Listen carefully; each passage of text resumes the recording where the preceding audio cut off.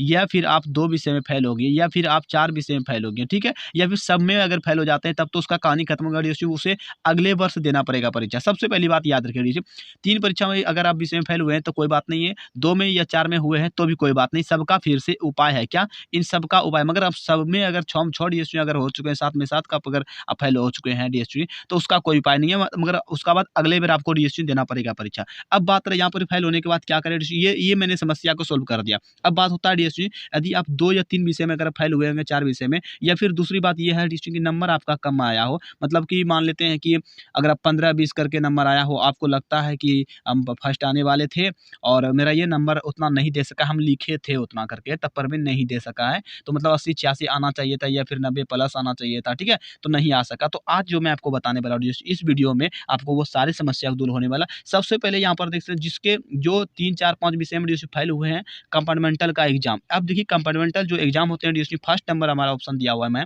Compartmental exam देना होता है। कंपार्टमेंटल एग्जाम अब क्या होता है, कंपार्टमेंटल एग्जाम जो होते हैं डीएसयू, ठीक है? कंपार्टमेंटल का मतलब क्या होता है? सबसे पहले देखिए कंपार्टमेंटल क्या होता है, फिर से आपको ना एक फॉर्म अप्लाई करना पड़ेगा डीएसयू, उसमें ना कुछ उसका फीस होगा, ₹80, ₹100, 200 जो भी मतलब होंगे, 100-150 रुपया तो होगा, ठीक है? ये आपको ना फिर से परीक्षा देना पड़ेगा, जिस विषय के लिए से आप कंपार्टमेंटल भरिएगा। जैसे मान लेते हैं अगर आपका हिंदी में ज़्यादा नहीं है या फिर मैथ में ज़्यादा नहीं है नंबर, तो अगर आप देना चाहते हैं फिर से आपको डीएसयू कॉपी वाला सिर्फ परीक्षा होगा, ऑब्जेक्टिव का नहीं होगा, ठीक है? फिर से उसका उस विषय का डीएसयू मान लेते हैं अगर सबका होता है तो उस विषय का फिर से आपका परीक्षा होगा। समझ गए बात? तो आपको कंपार्टमेंटल का पता चल गया, ठीक है? कंपार्टमेंटल का क्या मतलब होता है पता चल गया। ये क्या होता है, जो लोग फेल हो चुके हैं ना 2, 4, 5 विषय में, इसका मतलब ये आप ये वाला कर लीजिए, कंपार्टमेंटल अच्छा रहेगा। दूसरी बात ये है कि जिसका कि नंबर बहुत कम आया है, क्या डीएसयू बहुत आपका नंबर कम आया और आपको लगता है कि मैंने बहुत सा वहाँ पर लिखे थे वहाँ पर, ठीक है? मगर ना क्या होता है कि नंबर नहीं दिया है, तो आपके लिए से दूसरा ऑप्शन डीएसयू मैं लाया हूँ आपके लिए से, क्या होती है स्क्रूटनी। स्क्रूटनी का मतलब क्या होता है डीएसयू, जो कॉपियों को मतलब कि मान लेते हैं कि जो क्वेश्चन नंबर को नहीं जाँच पाया होगा ना, वो क्वेश्चन को डीएसयू, वो जो जिस क्वेश्चन को वो नहीं जाँच पाया होगा, उस क्वेश्चन को वो फिर से जाँचेगा, ठीक है? क्या? उस क्वेश्चन को फिर से जाँचेगा डीएसयू, उस क्वेश्चन को ना फिर से जाँचेगा, ठीक है?